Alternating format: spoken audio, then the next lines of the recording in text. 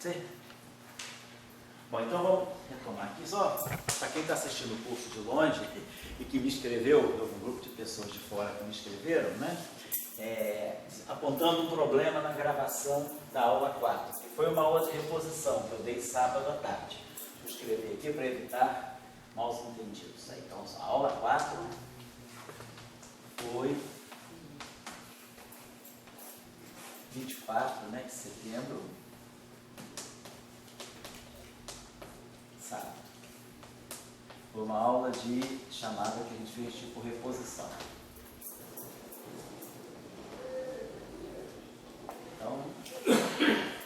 Então, essa aula aqui apresentou problema na gravação.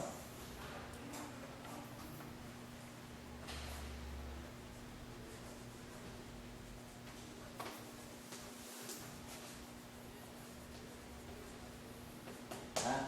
Então, eu vou estar refazendo mais rapidamente o conteúdo da aula 4, que na verdade a aula de hoje seria muito ligada, seria uma continuação. A gente trabalhou basicamente na aula 4 um exemplo mais em detalhe de um campo escalar. E aí a gente ia evoluir a partir do campo escalar. Eu vou refazer, porque os cálculos são fáceis, né? Que eu queria trabalhar um pouquinho mais o setor fermiônico e sobretudo o setor de spin 1.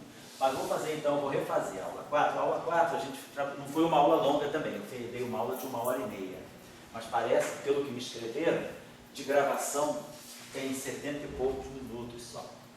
Então a aula deve ter sido quebrada de algum problema. Então, só para evitar confusão aí para quem está assistindo de longe, não ficar perdido, eu vou estar dando então hoje, refazendo mais rapidamente a aula 4 e fazendo o conteúdo que eu tinha pensado para a aula 5. Com essa explicação, então, por que 2 aulas juntas.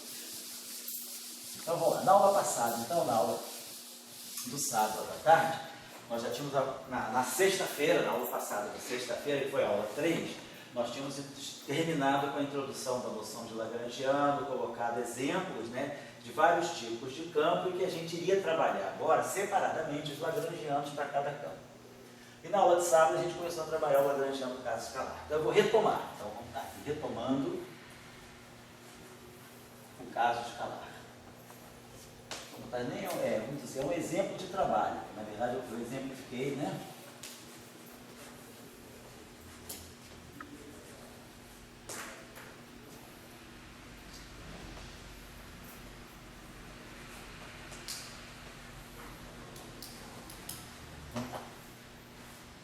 Então vai pegar um campo φ. A gente tinha pegado o campo φ e a gente tinha feito uma proposta de Lagrangiano. A gente tinha imaginado o seguinte: no caso do campo, né, quando a gente sai das coordenadas, né, da mecânica, vamos dizer, da mecânica de partículas, né, a mecânica assim, de partículas.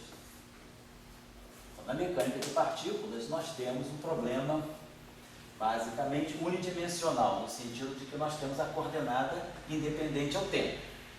Depois nós temos, claro, as coordenadas generalizadas, que são função do tempo, e temos as velocidades associadas a essas coordenadas generalizadas. E associadas a essas coordenadas generalizadas, nós temos os momentos canônicos, né, que normalmente a gente define desse modo aqui. Momento canônico associado à coordenada QI. No caso dos campos, né, aí é o caso das partículas, são sistemas discretos. No caso dos campos, então, nós, em vez de ter só a coordenada T, nós temos os campos são função da coordenada T e das coordenadas espaciais x. E aí a gente substitui as coordenadas generalizadas por campos, que são coordenadas generalizadas também, campos genéricos. E aí nós já vimos que o nosso compromisso com os campos é que os campos sejam representações do grupo, né, de isometria.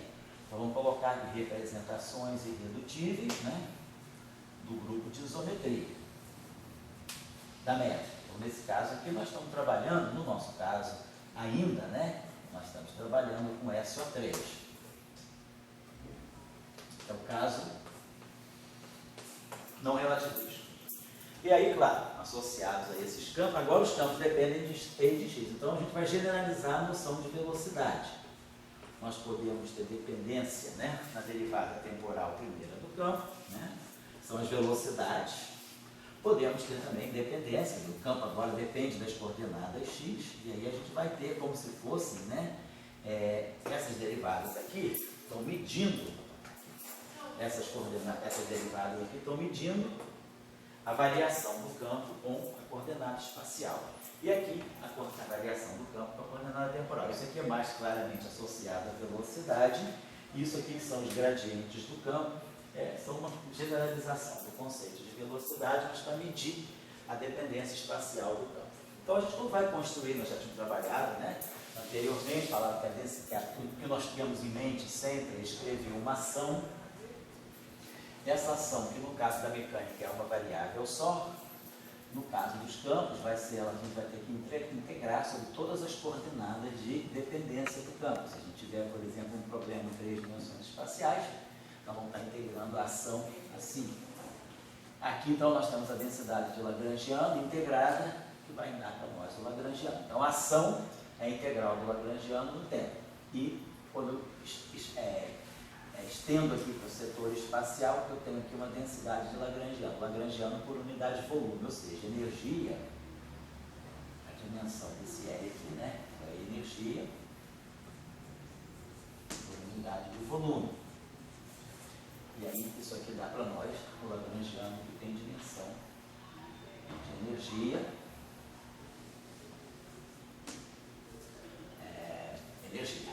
E aí, a ação tem dimensão de energia resistente.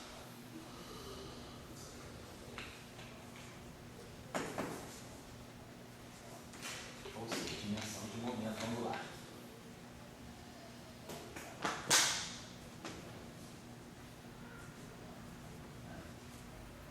Muito bem.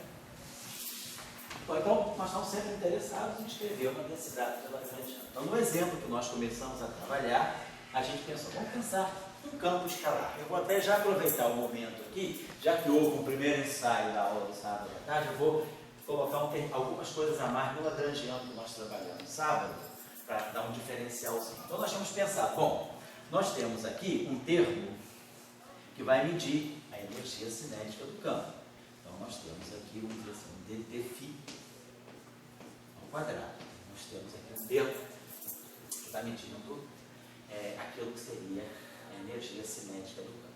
Vamos introduzir um termo que nós não tínhamos introduzido na aula passada, mas que pode trazer alguma discussão, até porque hoje, em vários exemplos, sobretudo relativamente à gravitação, se fala de teorias com derivadas temporais, mais altas. Então vamos colocar um termo aqui que possa estar medindo para nós uma espécie de que está medindo no fundo a aceleração do campo.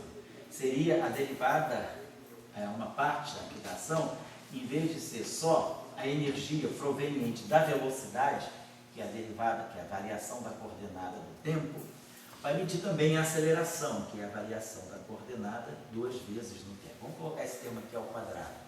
Claro, a gente está colocando esses termos ao quadrado porque a gente está imaginando a nossa analogia com a mecânica. Energia cinética é velocidade ao quadrado.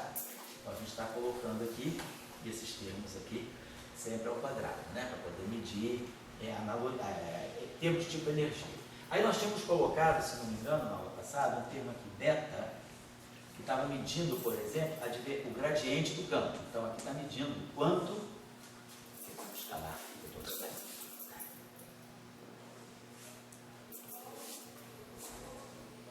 nós estamos trabalhando com um campo escalar e aqui está medindo gradiente, escalar, gradiente, está medindo quanto campo, quanto de energia provém do gradiente do campo. Seria uma energia, vamos dizer assim, uma energia do gradiente do campo. Depois nós colocamos também na aula passada, eu acho que um termo que foi assim, um gama, ele falou também analogamente a esse termo que mede uma derivada segunda do tempo, vamos colocar alguma coisa que possa estar medindo o laplaciano do campo, uma derivada segunda do campo também. Então esse termo aqui seria essa possibilidade. Depois, eu acho que nós colocamos um termo aqui que era um xi. A gente até colocou, acho que a gente colocou direto um termo, que era aqui. Lembrando que nós colocamos os termos de derivada e depois nós introduzimos um termo que é um termo de tipo potencial. algo que não depende das derivadas do campo, mas que depende apenas da coordenada. Como da mesma forma que a gente tem um potencial harmônico que é x2, um potencial anarmônico que é x2 mais x4, um potencial que só depende, né, do campo, não mede as variações temporais e espaciais do campo. É um termo genuíno, tipo de energia potencial. Nós vamos acrescentar um termo desse tipo aqui. Claro que esse V de φ aqui, eu posso pensar, ele pode ser uma expansão polinomial, pode ser um termo do tipo, sei lá, si φ ao quadrado, mais um lambda φ à terceira, mais um zeta φ, um g φ à quarta, tanto faz. A gente pode introduzir, seriam termos tipo anarmônico. Aqui seria uma coisa tipo harmônica, temos x2 coordenada ao quadrado. Depois nós poderíamos ter termos que são extensões, né, a partir do termo harmônico, que seria o termo de potencial parabólico, né? Termos novos, poderia ter um potencial polinomial mais rico. Mas, em princípio, vamos deixar assim, V de φ, imaginando que esse V de φ possa, por exemplo, ter uma expansão polinomial. Não vamos especificar muito isso aqui por enquanto, vamos deixar assim. Então, nós temos que colocar esse exemplo de trabalho. Esse termo aqui que é o único termo novo. Então, esse termo aqui nós não tínhamos colocado na aula passada, né? Então, vou colocar aqui, não presente na aula 4.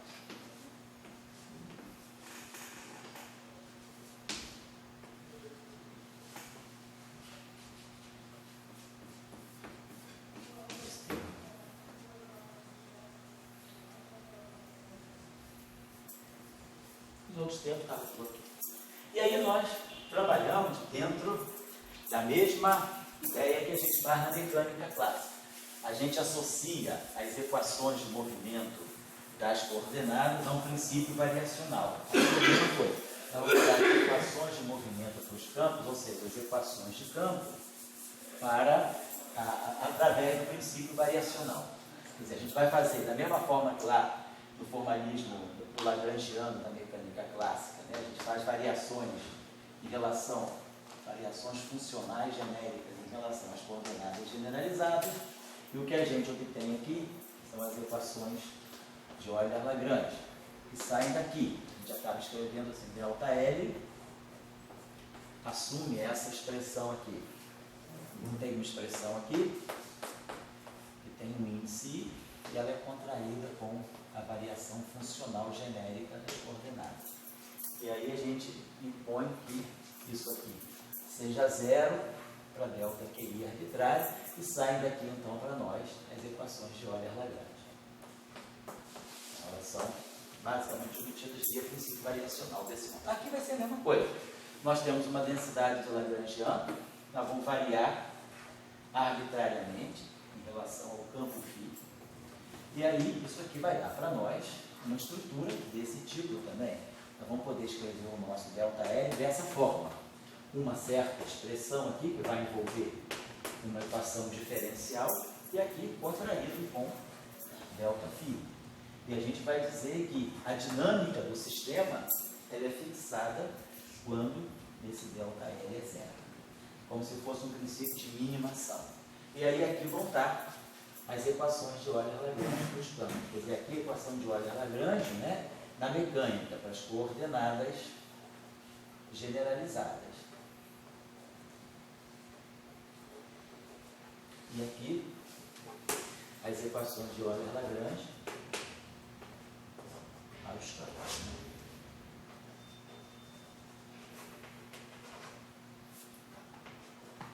Então, foi o que a gente fez na aula passada. Trabalhamos isso aí. Eu vou retomar rapidamente. Então, o que nós vamos ter que fazer aqui? Variar em relação a φ, genericamente. Variar variações funcionais em relação a φ. Então, nós vamos querer saber que quando eu fizer uma variação ΔΦ, isso aqui automaticamente vai me implicar uma variação ΔL. Então, esse ΔL é o primeiro termo aqui. Vou variar isso aqui em relação a φ. É como se eu fizesse o seguinte: onde tem φ, eu vou substituir por φ mais ΔΦ. Eu vou estar interessado nas variações, né? Então, o meu ΔL vai ser L mais a variação. Então, a gente vai... Vamos trabalhar então direto as variações. Variação do quadrado é 2 vezes, né, o objeto derivada da variação. Então, esse termo aqui. Esse termo aqui, que é novo para nós. Você vai ficar 2 vezes alfa', e aí vão ter ddt de φ, e aí ddt do delta φ. Então, só fazendo ainda as variações. Aqui esse termo é a mesma coisa, ele é um quadrado, ele é gradiente ao quadrado. Então, ele vai ficar 2 vezes beta, gradiente de φ, escalar, gradiente do delta φ. O outro termo é a mesma coisa, mais gama, 2 vezes gama, laplaciano de φ, laplaciano de delta φ, e depois esse termo aqui, menos a variação de V. Então, a V só depende de φ. Então, a variação de V vai ser derivar V em relação a φ vezes delta φ. Isso aqui vai ser para nós o nosso delta V. Certo? Então, essas são só as variações tomadas, né, uma a uma. E aí a gente, na aula passada, trabalhou um pouquinho o conceito de... Discutimos um pouquinho a questão das integrações parciais e dos termos de superfície, que significância eles podem ter e o que significa jogar um termo de superfície fora ou manter um termo de superfície. Então, esse termo aqui, né, é o que nós precisamos colocar dessa forma aqui. A gente precisa isolar um delta φ, sem ação de qualquer derivada. Isolar a variação funcional pura e limpa. Né? Então, esse termo aqui, vamos trabalhar só esse termo, como a gente fez da outra vez. Esse termo que eu posso escrever assim, a derivada de tudo isso, a derivada de ddt de φ vezes delta φ. Pelo desenvolvimento aqui de Leibniz, essa derivada total é a derivada do primeiro vezes o segundo, mais o primeiro derivada do segundo. Que é esse termo aqui, primeiro vezes a derivada do segundo. Então, isso aqui, menos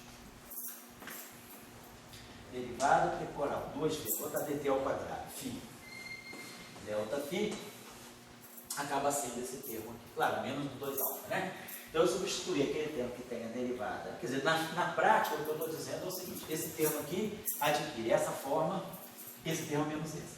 Claro que isso é parte de uma ação. Sempre lembrar que o que eu tenho aqui é a integral de todo o elemento de volume no espaço e tempo. Esse primeiro termo aqui, esse termo todo, né? Esse primeiro termo aqui é uma derivada temporal, como se diz, exata, integrando uma derivada. Então, isso aqui significa que, no fundo, eu estou medindo essa grandeza aqui só nos extremos de integração, no tempo mais infinito e no tempo menos infinito. Da mesma forma como a gente procede em mecânica, a gente vai dizer que nós estamos fazendo variações com os extremos fixos, ou seja, nós estamos estudando a dinâmica só no intervalo de tempo aqui. Nós estamos interessados nesse volume, que é no interior, não nas bordas. Então, esses termos aqui, tomar variações, né, a extremos fixos, significa que nós estamos interessados só na dinâmica aqui. Outra hipótese que a gente às vezes também faz, e que é importante saber se a gente joga esse termo fora ou não, é imaginar que esse termo aqui, na verdade, é um termo de superfície. Ele vai estar medindo os campos de suas derivadas e suas variações no extremo mais infinito e no extremo menos infinito. Em alguns casos, é interessante não jogar fora esses termos. Esses termos podem dar contribuições ao que a gente chama de setor topológico. Esses termos aqui podem dar contribuição ao que a gente chama de setor topológico, ou seja, aquilo que não é o termo intermediário, não é o termo local, são os termos de borda. São os termos que vão olhar só o comportamento dos campos na superfície do espaço-tempo. Quer dizer, são termos não de métrica, mas são termos de forma. Então, isso é o que a gente chama, em geral, de setor topológico. Nós vamos ver aqui no curso, justamente, soluções tipo instantons, tipo solitons, tipos monopolos, tipos vórtice, que são soluções que têm um setor topológico não trivial. Então, nesses casos, nós não vamos desprezar esses termos do infinito.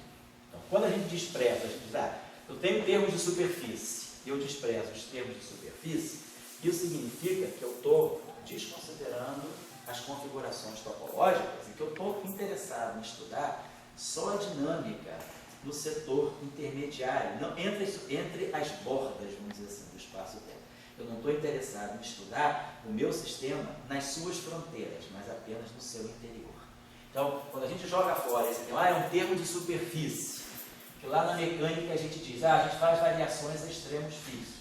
Isso significa que nós estamos interessados em estudar a dinâmica só nos tempos intermediários, por isso que a gente mantém os extremos fixos, que é o que a gente estaria fazendo aqui.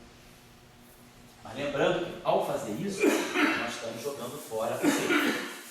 Então, esse termo aqui, por essa razão, pode ser reduzido a esse termo. Eu libero o ΔΦ e jogo essa derivada temporal para cá. Trouxe essa derivada temporal para cá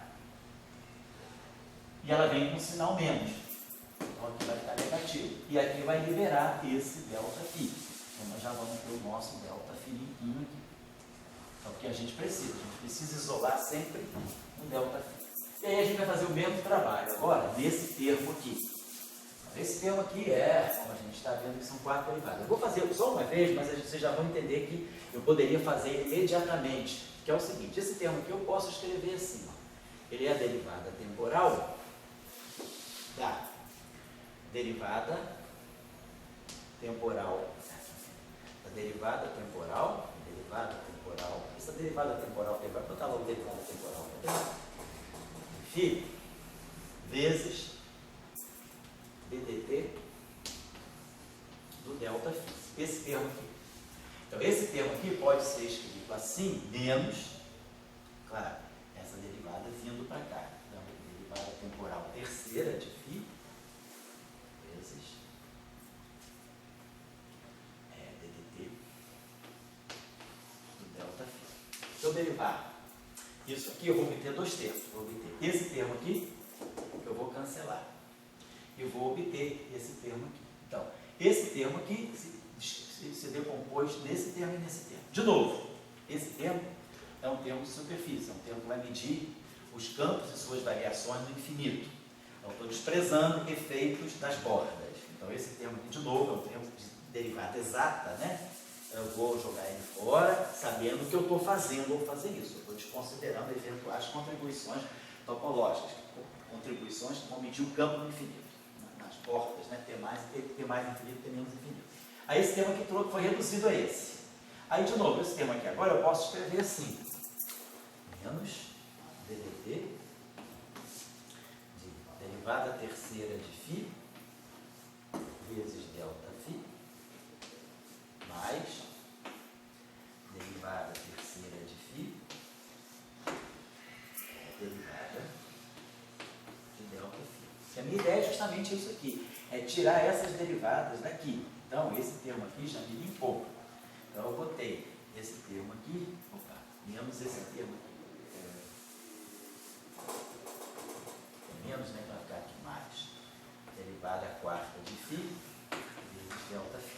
Então, quando eu desenvolver esse termo aqui, eu vou produzir exatamente esse termo aqui, quando essa derivada bater aqui. E quando essa derivada bater aqui, eu vou cancelar com esse termo aqui. Então, isso aqui resulta de uma igualdade. Isso aqui é igual a isso. De novo, esse é um termo de derivada exata. Então, ele vai ser jogado fora. Então, no final de tudo, o que a gente fez? A gente liberou esse delta aqui, jogando uma derivada e jogando outra derivada. Então, como eu joguei 2 derivadas, os sinais menos se compensaram. Aqui eu joguei uma única, então ficou um sinal menos. Então, aqui vai ficar uma derivada quarta, temporal de φ, e aqui vai ficar um ΔΦ. Bom, aqui. Depois, de novo, o termo do gradiente. Então, o gradiente vai ser a mesma coisa. Esse termo aqui, nós podemos escrever assim. Isso aqui é o gradiente coordenada I de φ, gradiente coordenada I do ΔΦ. Então, de novo, eu vou fazer a mesma historinha. Eu vou botar essa, limpar isso aqui. Então, eu vou tirar essa derivada e fazer uma derivada do todo. Vai ficar dφ vezes ΔΦ menos dI φ vezes ΔΦ. Certo? De novo, eu apliquei Leibniz. E aí esse termo cancela com aquele e fica aquele lá. De novo, esse termo aqui agora é um integral de superfície, só que espacial. O que eu tenho aqui? Eu tenho, na ação, eu tenho dt, d3x. E o que eu tenho aqui? Eu tenho esse termo aqui nada mais é do que a divergência desse objeto aqui, gradiente de φ vezes ΔΦ. Então, pelo teorema de Gauss, a integral de volume da divergência é o fluxo desse campo vetorial na borda do espaço θ. Esse termo aí, pelo teorema de Gauss, se escreveria assim: integral nas bordas do espaço, né, na superfície, vamos dizer, na superfície delimita o meu espaço infinito. Aqui o elemento de área, o elemento de superfície, e aqui o meu gradiente, meu termo que é lá, o gradiente de φ vezes ΔΦ. Então, basicamente, esse termo é um termo de superfície.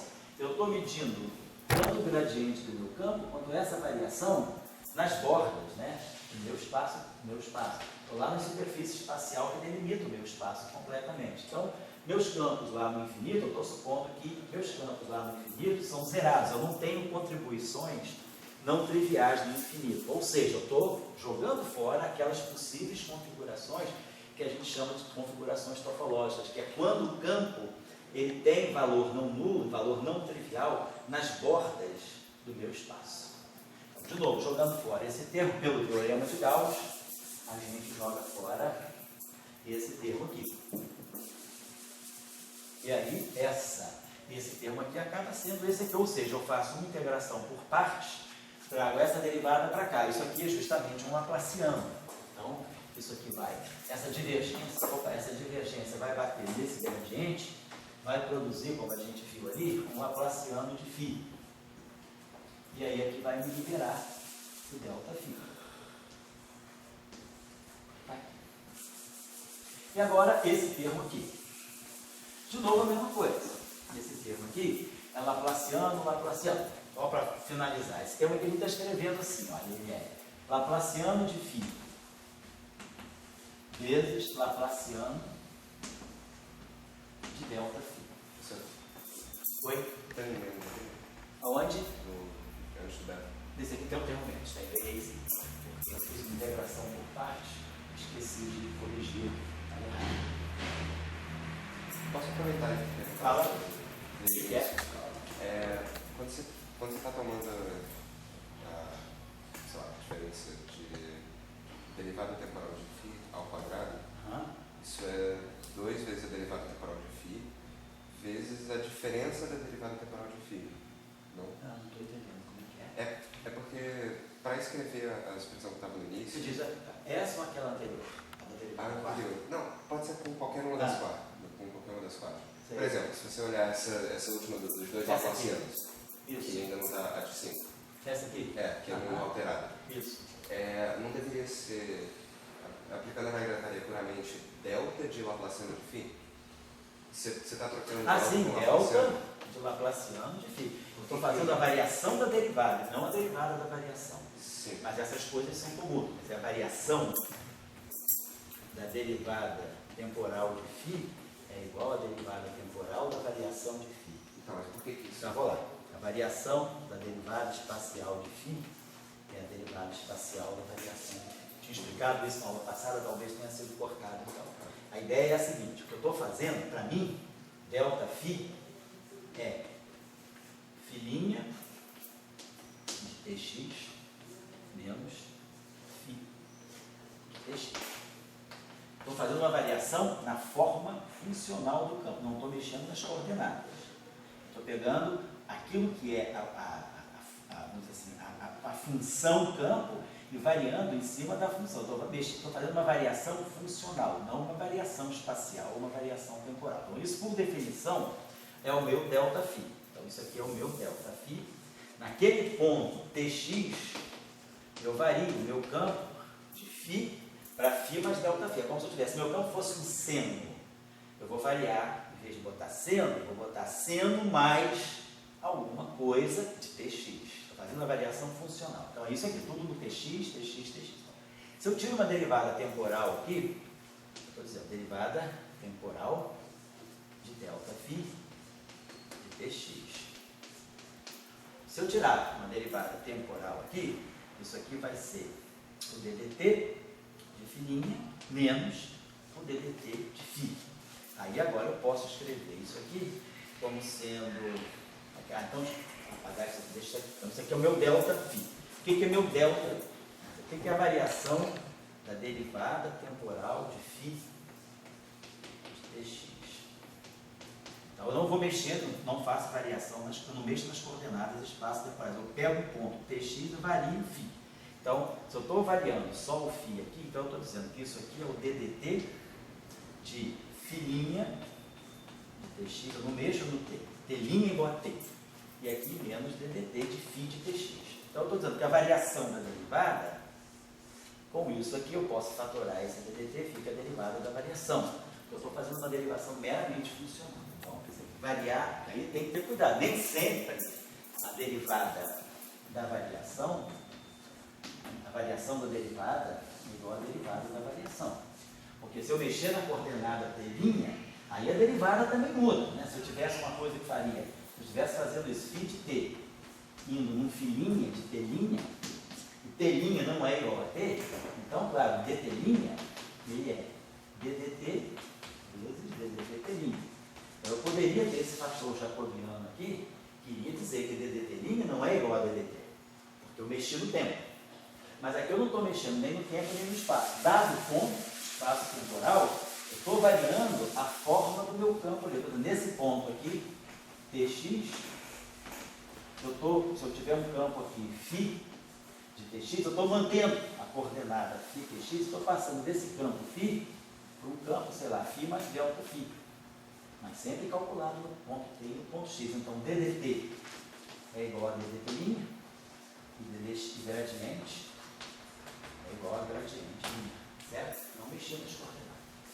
Então, isso é importante, por isso que a derivada comuta com a variação. Variação, como você falou, então aqui a variação da derivada temporal é a derivada temporal da variação. A variação do gradiente é o gradiente da variação. A variação do laplaciano é o laplaciano da variação. Então, voltando aqui, mesma coisa, quero limpar isso aqui, então vou começar a jogar esses DDJs para fora. Então, vou pegar o primeiro DDJ e vou dizer, isso aqui é a mesma coisa aqui, DDI φ vezes DDJ delta φ.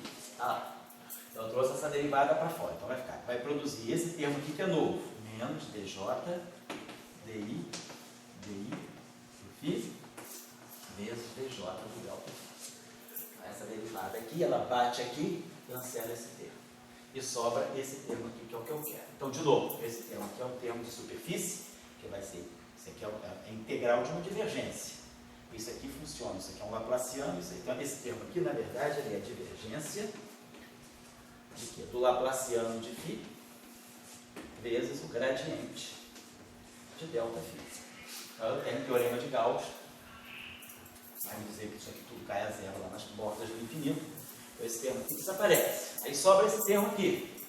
Aí, de novo, esse termo aqui, eu tenho que liberar isso aqui. Então, vou fazer a mesma historinha. Vou dizer que isso aqui é o menos DDJ de DJ, DI φ, delta φ, mais DJ, DI φ, delta φ.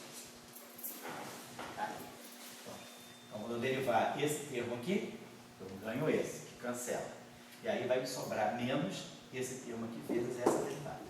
Então, de novo, isso aqui é uma divergência. É uma divergência do gradiente do laplaciano de φ vezes delta φ. Então, pelo teorema de Gauss, de novo, esse termo aqui é um termo de superfície, vai sendo desprezado. E o que eu fiz, na verdade, no final de tudo, foi jogar esse laplaciano para esse laplaciano. O laplaciano do laplaciano e com sinal mais. Por quê? Porque foram duas derivadas que foram transferidas para cá. Então, como eu transferi duas derivadas, eu transferi dois sinais menos. Então, aqui para nós ficou laplaciano do laplaciano de φ vezes delta φ. Então, a regra é fácil da gente ver. Sempre que transferir qualquer derivada do delta para o outro termo, eu vou com um sinal menos. Se eu transferir um número par de vezes, vai ficar no final de tudo um sinal mais. Então, eu consegui faturar como a gente queria. A gente está dizendo o seguinte, esse nosso ΔL vamos colocar aqui, tudo isso igual a zero, vamos fatorar esse sinal, esse menos 2 aqui. Então, eu vou ter isso aqui, ó, menos 2. Então, vamos botar, nós temos aqui, vai ser alfa, derivada temporal segunda do φ. Aqui ficou menos 2 que eu fatorei. Então, aqui ficou menos alfa linha, derivada temporal a quarta de φ. Depois aqui ficou mais beta laplaciano de φ. Depois aqui ficou menos gama laplaciano, vou colocar assim, laplaciano ao quadrado de φ. E depois aqui ficou menos 1/2. Vamos colocar assim, derivada de V em relação a φ. Derivada ordinária mesmo, V é uma função de φ, eu derivo V em relação a φ. Trato φ como se fosse uma coordenada. É um velinha de x, um velinha de φ. Então, e aí a gente fatorou, os sinais estão todos certinhos, porque esse aqui tem menos 2, então esse aqui é mais 1/2. Mais 1/2, então fica menos 2, mais 2, menos 2, mais 2 e menos 1. Isso aqui igual a isso aqui, tudo vezes delta φ. Isso aqui igual a zero. Então, na verdade, quer dizer, a nossa equação de campo, a gente chama isso de derivada funcional. Derivada funcional de L em relação a φ é isso que está aqui. Menos 2 é isso aqui. E tudo isso aqui, incluindo menos 2, obviamente, é isso que está aqui, ó.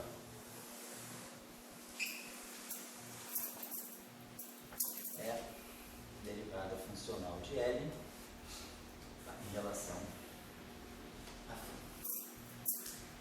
Então, a gente está dizendo basicamente isso, que a variação funcional da densidade de Lagrangiano é a derivada funcional de L em relação a φ vezes delta φ. E isso é igual a zero. Então, a nossa equação de movimento, a nossa equação de Euler-Lagrange é isso aqui, é dl de φ igual a zero, que é esse termo.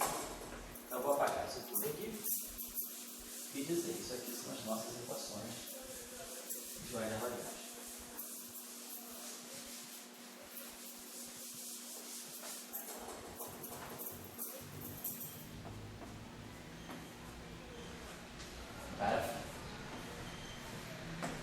Na verdade, eu variei em relação a φ. Eu ganhei essa equação mais rápida.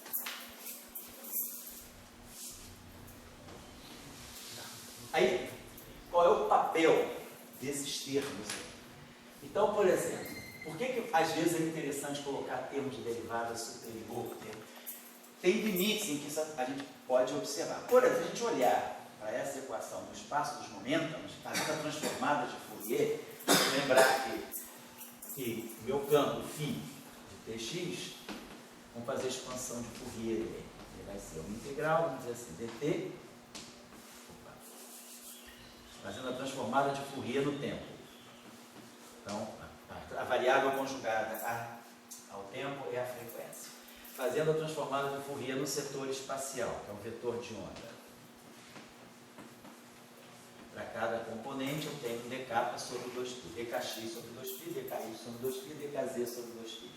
E aí aqui nós vamos ter a transformada de Fourier do nosso campo, chamado φ de ômega k, e aqui a nossa componente de onda plana. É a ikx menos ômega t. Então, fizemos a decomposição e modos de Fourier do meu campo. Aqui são as ondas planas, né? Eu escrevo a propagação. Estou expandindo esse campo em ondas planas. Isso aqui é o vetor de onda, isso aqui é a frequência. A gente sabe que a relação é essa, o módulo de kappa, o comprimento de onda é 2π sobre o módulo de kappa. Isso aqui é a frequência, é ômega, né? 2π. Vezes a frequência frequência aqui é a frequência que a gente chama de frequência angular, e isso aqui é a frequência propriamente dita, que é o inverso do período, vamos dizer assim. Mas é só isso aí para lembrar. Então, o que está acontecendo? Quando eu tiro uma derivada temporal do campo, na verdade, eu estou multiplicando a transformada de Fourier por ômega. Tirar a derivada temporal no espaço das configurações é equivalente no espaço de Fourier a multiplicar por menos i ômega. E tirar o gradiente no espaço de Fourier, pegar o gradiente é equivalente a multiplicar por i capa. Então, por exemplo, se eu estou no limite de altas frequências significam baixos comprimentos de onda, altas frequências, ômega muito grande, esse termo aqui vai sair com ômega 4, e esse termo aqui vai sair com ômega 2. Então, por exemplo, esse termo aqui é dominante sobre esse se eu estiver considerando o regime de frequências muito altas. Se eu estiver considerando, por exemplo, comprimentos de onda muito grandes, lambda muito grande, o módulo de K é pequeno. Então, a gente sabe que a coisa vai inversamente proporcional, né? O módulo de kappa é 2π sobre lambda. Então, se eu tiver com grandes comprimentos de onda, o K é pequeno. Então, por exemplo, se esse K é pequeno, aqui é K2, aqui é K4. Então, esse termo aqui domina sobre esse, o limite de grandes comprimentos de onda, o limite de baixos Ks. Então, às vezes, a gente colocar termos com derivadas, né, mais altas ou mais baixas, é interessante porque a gente pode ter um regime em que, se eu estiver considerando o campo no regime de altas frequências ou de baixas frequências, a gente vai ver que um termo pode dominar sobre o outro. Então, às vezes, é interessante introduzir mais termos, porque esse termo aqui, por exemplo, ele dá uma informação sobre o campo no limite de altíssimas frequências, que aqui é um termo de ômega 4. Então, para grandes frequências, esse termo pode dar uma informação que esse termo aqui não dá. Então, muitas vezes, eu só estou colocando isso aqui, nós vamos adotar essa regra aqui, essa convenção da expansão de Fourier, porque é preciso justificar por que às vezes a gente coloca derivadas mais altas. Porque na mecânica a gente está acostumado a trabalhar com velocidade, que é a derivada primeira da coordenada em relação ao tempo e basta. Dificilmente mecânica, a gente pega termos com derivadas segundas temporais no Lagrangiano. Por quê? Só quando a gente considera questões como, por exemplo, a força de Abraham, Lorentz e Dirac, né? Na verdade, o pessoal acha que chama de Lorentz, Abraham e Dirac. Essa equação aqui, que é a equação que mede um elétron, recebe a ação de um campo, de uma onda eletromagnética. Esse elétron interage com o campo eletromagnético. O campo eletromagnético acelera o elétron. Quando acelera o elétron, pela relação de Larmor, o elétron emite. Então, quer dizer, um campo eletromagnético acelera o elétron emite radiação eletromagnética. E essa radiação eletromagnética, que não é externa, que atuou nele, que o acelerou, mas aquela que proveio da sua aceleração, vai interagir com ele também. Então, isso é uma questão que se chama força de Abraham-Lorentz. Mostra-se que essa força, que é devido ao campo de radiação do elétron sobre o próprio elétron, que a gente chama de back reaction, o elétron ele recebe um campo elétrico externo. Esse campo elétrico externo acelera ele. Nisso que acelera ele produz onda eletromagnética, que é o que a gente chama de Bremsstrahlung, aquela radiação de freamento. Quando ele é acelerado, ele cria um campo de radiação que também vai atuar em cima dele. E aí a interação desse campo de radiação com ele mesmo produz uma força que é chamada força de Lorentz-Abraham-Dirac. E essa força, ela é proporcional, ela leva a um termo, né, que é proporcional à terceira derivada da posição, ou seja, a derivada da aceleração. Então, nesse caso, a gente teria que fazer um tratamento em que no Lagrangiano apareceria um termo de derivada segunda, não só de derivada primeira. Mas essas são situações limítrofes em que a gente tem sistemas dissipativos. Então, em geral, na mecânica de partículas, nós trabalhamos só com derivadas primeiras temporais. Numa teoria de campos, é lícito trabalhar com derivadas temporais mais altas, porque a gente pode estar interessado em estudar o campo do limite de altas frequências. Ele pode ter alguns termos que são muito característicos dessas altas frequências e que vão dominar sobre o termo normal da velocidade, que é esse aqui. Então, isso também porque tem uma consequência quando a gente vai para o aspecto quântico, quando vai para o limite da teoria quântica de campos, e esses termos aqui, com derivadas temporais mais altas, eles melhoram o problema das divergências ultravioletas do campo. O fato de quantizar o campo com derivada mais alta atenua o problema dos infinitos numa teoria quântica de campo. Então, muitas vezes é interessante introduzir derivadas mais altas.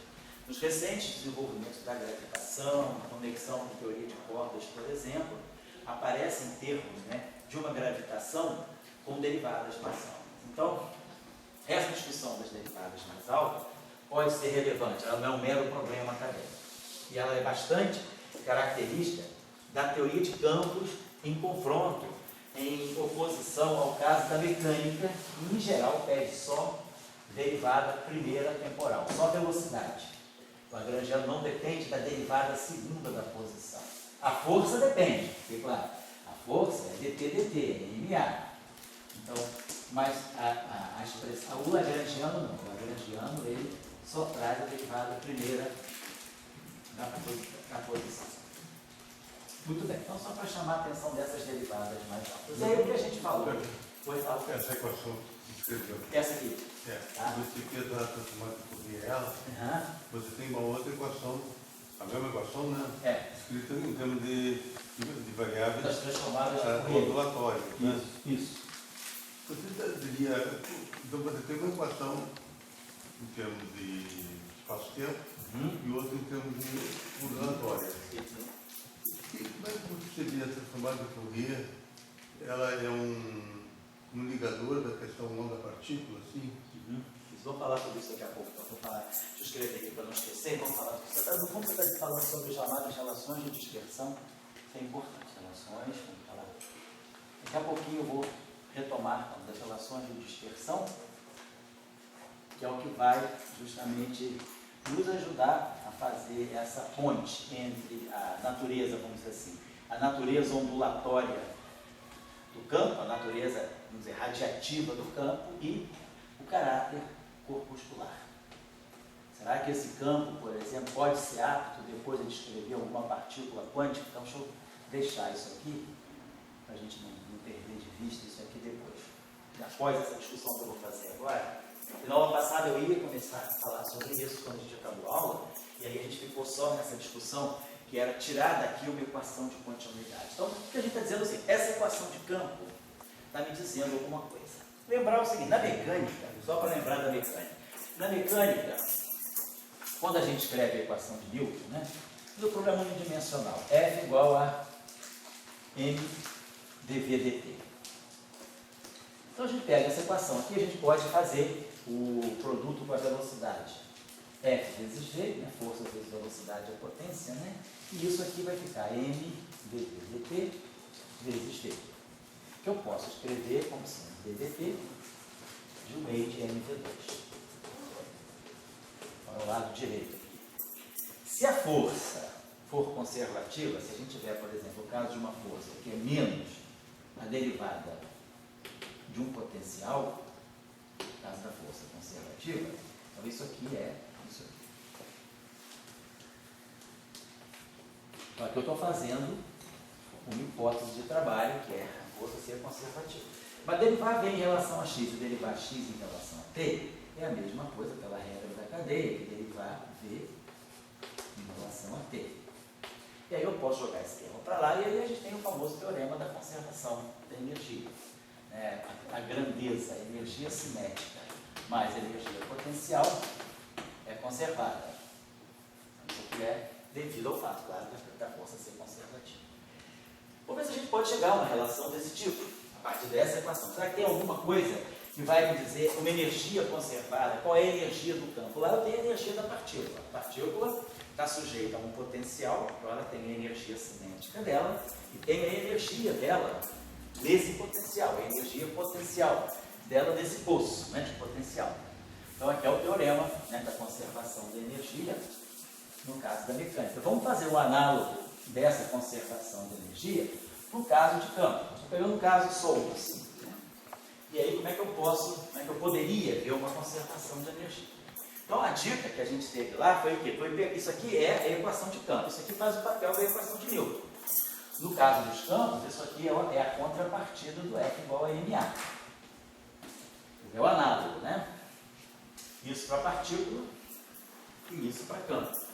Então deve ter uma lei de força aqui dentro. E deve ter também uma equação de conservação de energia aqui dentro. O que a gente fez para sair da lei de força e chegar na equação da conservação de energia? A gente iterou a equação de força com a velocidade. No caso aqui, eu estou falando de um campo. Quem é a velocidade? A velocidade é a derivada do campo em relação ao tempo.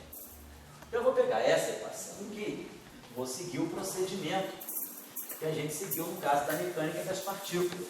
Vamos pegar essa equação aqui e vamos multiplicar pela velocidade. Vou dar ela. Estou pegando essa equação, multiplicando pela velocidade. Para poder ver, eu tiro a derivada temporal da energia cinética e assim vai. Então esse primeiro termo aqui, ele está me dando alfa, derivada temporal segunda. Então esse primeiro termo, claramente, eu posso escrever como uma derivada temporal de 1 meio de alfa vezes a velocidade ao quadrado. Se eu derivar isso aqui, ó, 2 vai cancelar com 2, eu vou produzir alfa, φ ponto, φ dois pontos. Derivar alfa desse objeto vezes a derivada temporal dele. Então esse termo aqui já está dando, essa que aconteceu na mecânica, que dava para nós um DDT de 1 meio de mv2, está acontecendo de novo aqui. Nós estamos tirando a derivada temporal de alguma coisa que é a energia cinética do campo. Eu sei que está ligado a uma energia cinética. Vamos pegar esse termo aqui agora. Esse termo aqui é φ ponto vezes a derivada temporal quarta de φ. Então, provavelmente, esse termo aqui também eu poderia pensar, eu poderia escrever esse termo como sendo alguma coisa do tipo DDT de, que eu vou produzir uma derivada quarta, né? E aqui, então, você deveria ter alguma coisa desse tipo, uma derivada terceira, vou colocar assim, derivada, vou botar assim, desse modo aqui, vou botar assim, derivada temporal de φ, vou colocar assim, φ ponto, eu vou produzir a derivada quarta, que é esse termo aqui, eu vou ter que descontar da derivada, vou botar alguma coisa desse tipo assim, φ vezes derivada temporal terceira de φ. Se eu desenvolver esse termo aqui, eu vou produzir, vou ter que produzir esse termo aqui. Eu vou produzir um termo que é φ ponto derivada quarta. Deixa eu botar isso aqui. Então, se nós escrevermos isso aqui, eu vou ter, quando eu desenvolver esse termo aqui, eu vou ter a derivada de φ, que é φ ponto, vezes a derivada quarta. Menos, é claro, φ vezes a derivada quinta. Eu teria que produzir algo desse tipo assim. Menos φ vezes a derivada quinta de φ. Então, isso não seria bom. Deixa eu apagar isso aqui um instantinho só. Vou botar de uma outra forma. Como a gente tem aqui uma derivada quarta e aqui uma derivada terceira, o ideal seria que a gente tem uma derivada quarta. Então significa que eu teria talvez esse termo aqui poderia provir, vamos dizer assim, de uma derivada temporal. Eu vou pegar, se eu pegar a derivada terceira do campo, vezes o campo, deixa eu pegar isso aqui, se a gente pegar a derivada terceira do campo, vezes o campo, né? A gente poderia produzir esse termo aqui, mas ainda também não está. O ideal seria colocar A derivada terceira com a primeira. A derivada terceira, talvez com a primeira, né? Vamos ver se a gente pegar DDT, botar aqui derivada terceira do campo, vezes φ ponto. Isso aqui daria para nós a derivada quarta vezes esse, legal? E menos esse aqui, vezes a derivada, então ficaria menos, né? Então já produziria esse termo aqui, que é a primeira derivada aqui, atuando desse vezes esse, depois teria que descontar a derivada, menos a derivada terceira de φ, atuando aqui na derivada segunda de φ, certo? Então esse termo aqui parece que eu poderia colocar desse modo aqui. Isso daria um jeitinho bom. Agora, O que eu posso fazer? Então, eu gostaria de botar tudo dentro de uma derivada. Eu gostaria de ter derivada temporal de alguma coisa. Vamos ver o que mais que a gente pode fazer agora aqui. Esse termo aqui, vou ensinar o menos aqui, eu poderia escrever ele como sendo a derivada, então vou botar assim, esse termo, só vou trabalhar só esse termo aqui agora. Ele vai ficar menos a derivada temporal. E aí a gente colocaria aqui a derivada temporal segunda de φ vezes φ ponto. Vamos ver o que isso ficaria para nós. Quando eu derivar esse termo aqui, eu vou os pontos, tá vendo? Vou derivar esse cara aqui em relação ao tempo, eu vou produzir isso vezes isso, que é o primeiro termo. Mas aí eu vou produzir um termo extra, que vai ser a derivada temporal atuando aqui. Seria a derivada temporal terceira vezes isso, seria a derivada temporal terceira vezes a derivada temporal segunda. Então, ficaria mais. Deixa eu botar isso aqui então, de uma outra forma. Então, talvez a gente possa juntar esses dois termos assim. Vamos fazer o seguinte, vamos estar trabalhando esse termo aqui. Então, essa primeira ida aqui tá bom, porque se eu tenho uma... eu acho que eu não consigo simplificar a não ser dessa forma, porque eu teria uma derivada. Aqui a gente ficou simples porque a gente tinha uma derivada primeira vezes uma derivada segunda. Então, era uma derivada primeira ao quadrado que produz a derivada primeira e a derivada segunda. Aqui eu tenho uma derivada primeira... Opa, pode falar? Ou aquela derivada terceira vezes derivada segunda é meio da derivada de dois pontos e dois pontos. Talvez seja essa aqui, né? Sim. Seja essa aqui, se a gente pegar DDT. A gente quer colocar dessa forma. DDT, que eu tenho derivado meio de φ ponto ao quadrado, algo desse tipo. Então isso aqui daria, cancelaria isso, né? Então ficaria φ dois pontos e φ dois pontos ao quadrado, né? Com o sinal menos. Então vamos escrever isso aqui desse modo. Deixa eu apagar isso aqui. Com o sinal menos aqui, vamos fazer o seguinte, vamos escrever esse termo assim. Menos DDT de 1 meio de φ dois pontos ao quadrado. Ficaria esse cara cancela com esse, vai ficar o φ dois pontos e a derivada terceira. Então acho que isso aqui está de uma forma razoável. A gente colocou isso aqui assim, pegamos a derivada, então essa derivada toda aqui, é isso mesmo, é a derivada desse vezes esse, que é isso aqui, menos esse vezes a derivada terceira, derivada segunda, que a gente coloca dessa forma. Então a gente consegue colocar esse DDT e consegue colocar esse DDT. Esse termo está multiplicado por menos alfa-linha, né?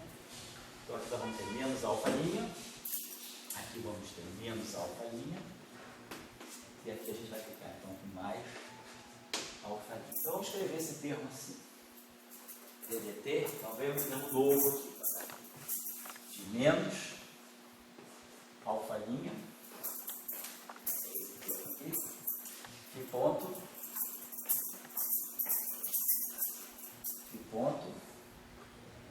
derivada terceira, vamos colocar assim, depois aqui uma derivada terceira, e depois esse termo aqui mais o meio,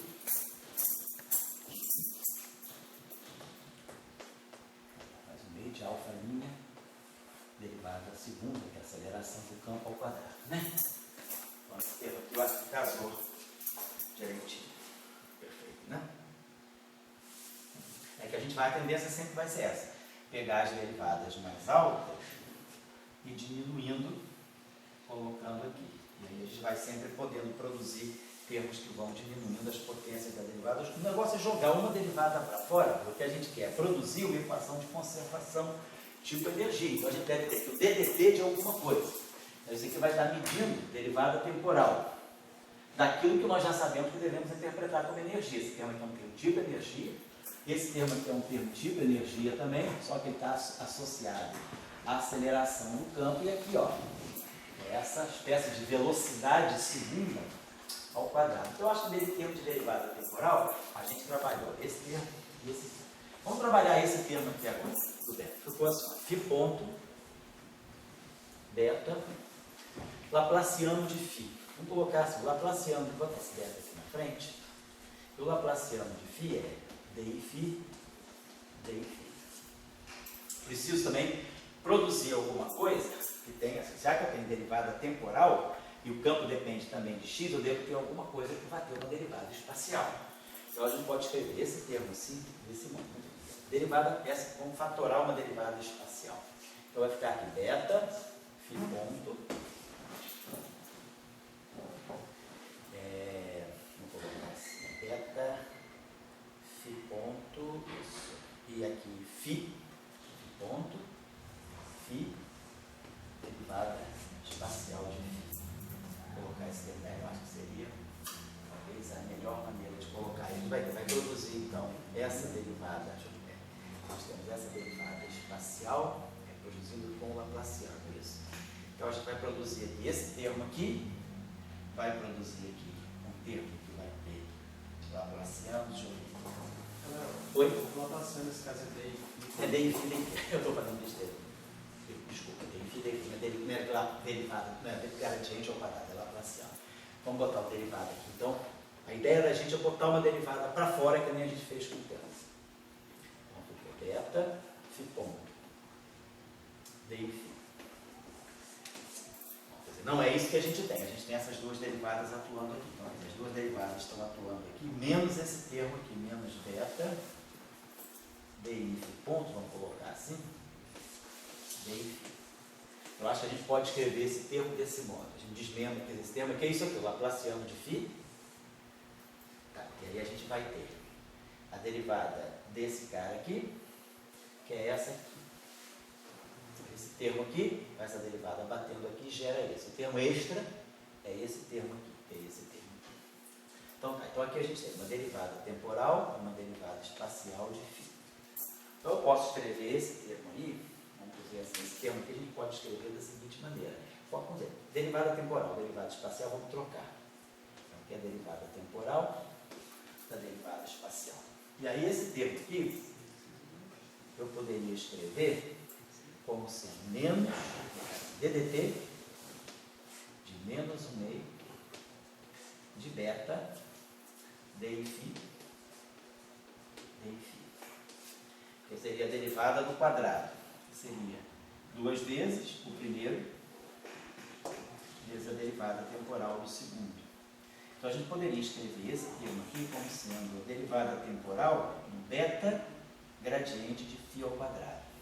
Então, esse termo aqui, quer dizer, daqui, estão saindo dois termos. Um termo com derivada espacial, um termo com derivada temporal. O termo com derivada temporal vai entrar aqui.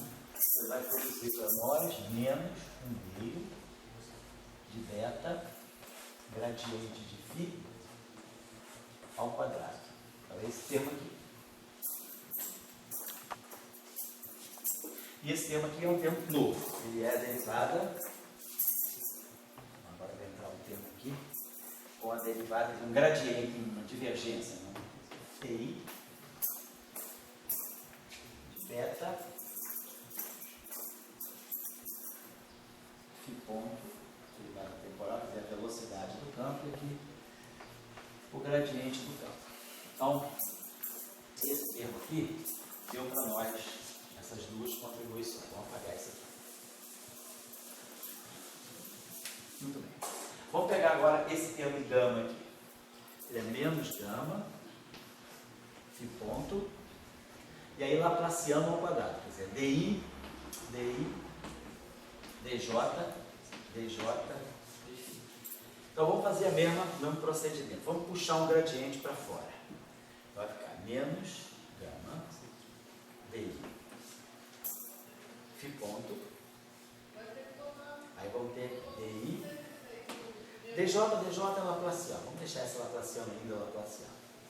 Então a gente está produzindo um termo que é esse termo aqui. As quatro derivadas atuando aqui. E o φ ponto livre. E aí agora eu vou tirar um outro termo para cá, que vai ser mais gama, di, do φ ponto, di, do Laplaciano de φ. Então tá certo. Esse primeiro termo aqui já deu para nós uma contribuição que se enquadra nesse termo aqui. Vai produzir um menos gama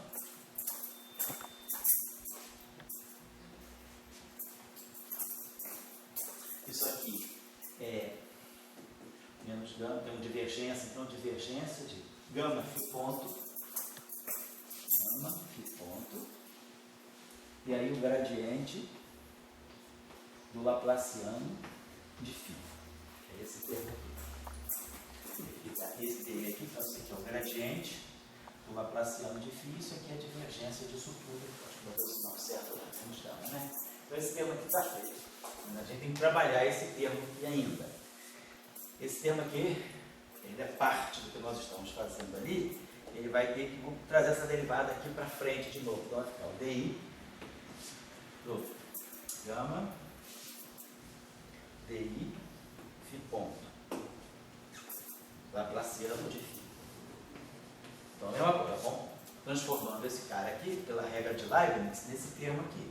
Derivada desse aqui, a derivada bate aqui, aqui, gera esse termo. Agora eu tenho que descontar o termo que não tem, que é menos gama, vai ficar um DI, vai produzir aqui menos gama, Laplaciano de φ ponto, Laplaciano de φ. Está produzindo o que quer. Descontando esse termo aqui, DI do φ ponto. DI do φ ponto, esse termo cai fora e sobra apenas esse. Esse termo aqui, ele é dado desse modo aqui. Tá certo. Esse termo aqui nós não colocamos ainda, né? Gradiente, esse termo então entra aqui também. Mais gama DI do φ ponto, gradiente do φ ponto, mais gama, gradiente do φ ponto. E aí o Laplaciano de φ.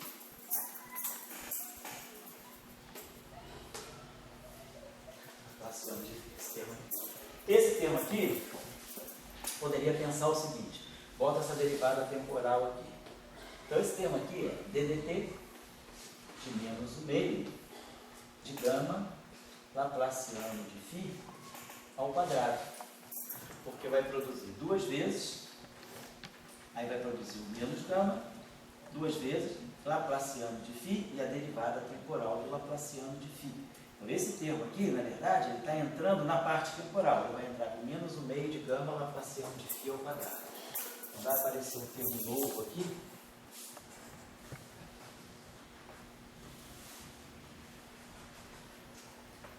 Menos o meio de gama Laplaciano de φ ao quadrado. Então tudo isso aqui está dentro da derivada temporal. E tudo isso aqui é candidato à energia, vamos interpretar daqui a pouquinho.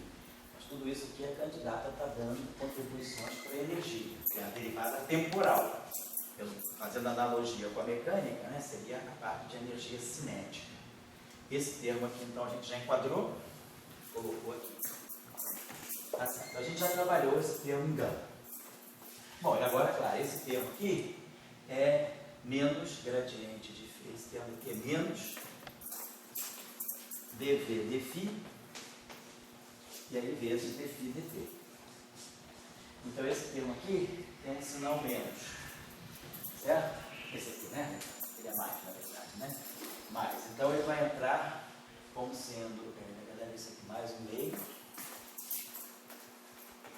de dv dφ vezes fininho. Então ele vai entrar como sendo mais um meio, vai entrar mais um termo novo aqui, mais um meio. Mas na verdade ele é a derivada de v em relação a φ e a derivada de φ em relação a t. Então é mais um meio de v. Derivada temporal disso aqui. É isso? Acho que ficou agora certinho, né? Quem ficou a derivada temporal desses caras todos aí, é isso mesmo. Tá bom? Então, tá tudo certinho, né? Vou apagar isso aqui. Então a gente fechou, fechou. Que era o último termo que tinha.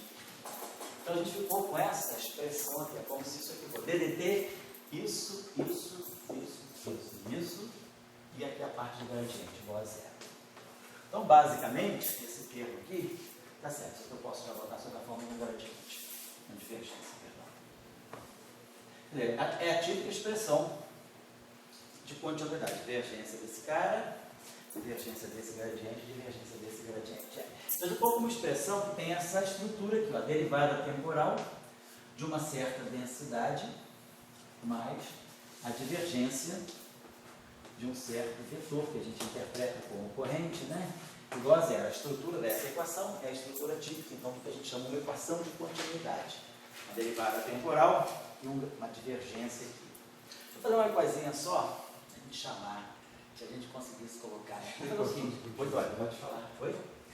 A equação de continuidade, ela pode ter o significado de história, assim, quer dizer, você está fazendo uma evolução no espaço-tempo. E a pergunta diz... Não, ainda está se propagando. Que história que se fez? Onde é que apareceu Napoleão? Onde é que apareceu... A equação de continuidade, vamos dizer, ela mostra que, digamos, você evoluiu no espaço-tempo, mas você fez uma história, que tem o O e que tem o J. Eles são elementos, vamos dizer, que a coisa não se esvaiu. Você criou uma história. Estou entendendo o que você está dizendo. Vamos elaborar sobre. Talvez eu preferiria pensar um pouco mais sobre isso, olhando a equação de campo do que a própria equação pontuária. Mas vamos tentar discutir isso. Só para finalizar uma coisinha rápida aqui, só para. Como tem esses meios aqui, vamos normalizar, vamos multiplicar toda essa equação por 2. Deixa eu apagar isso aqui, multiplicar toda a equação por 2.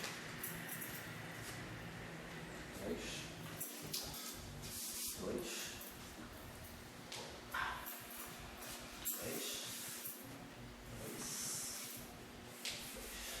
Tudo por 2. E aí, claro, multiplicar essa com 2 beta, 2 gama, 2 gama. Só para tirar isso aqui. Vai só tirar isso aqui. Vamos colocar aqui, então, a nossa densidade, que a gente vai estar interpretando como essa densidade, vamos lá, que a gente está imaginando que seja algo muito ligado à energia cinética. Então, parece uma densidade de energia cinética. Que fica o alfa, que o ponto ao quadrado, deixa eu botar só aqui para não perder de vista, né? Menos 2 alfa linha, que ponto, que derivada terceira, mais alfa linha, os pontos ao quadrado, né? Menos beta, gradiente de φ ao quadrado, e menos gama, Laplaciano de φ ao quadrado, e mais v.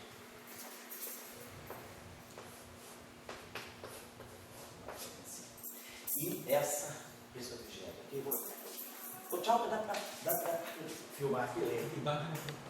Vou dar um choque aqui. Aqui vai ser 2 beta,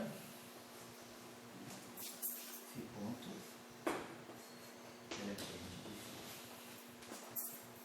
menos 2 gama, φ ponto, gradiente do Laplaciano de φ, mais 2 gama, gradiente do φ ponto, vamos colocar assim, tá certo. Só para, em termos de equação de movimento, né, nossa equação de movimento tinha ficado assim, tá certo. Então a gente poderia, claro, isso é uma questão desses alfa, beta, gama, são todos parâmetros que a gente pode ajustar, são parâmetros numéricos, né? São parâmetros só para a gente fixar. A gente poderia, por exemplo, escolher alfa igual a meio, que ele eliminaria esse 2 aqui, alfa igual a meio, beta igual a meio, gama igual a meio. Normal justamente é esse, a gente associar, né? Geralmente a gente pega os termos que são quadráticos, as formas quadráticas, né? Normalmente elas são associadas com fatores de normalização. E como eu tinha escrito, o lagrangiano, assim, só para me lembrar, se vocês puderem me ajudar, eu tinha alfa, né, derivada temporal de φ ao quadrado, não é isso? Mais beta, derivada temporal segunda de φ ao quadrado, não é isso? Mais gama, gradiente de φ ao quadrado, mais, eu tinha posto no lugar, não, que era alfa linha,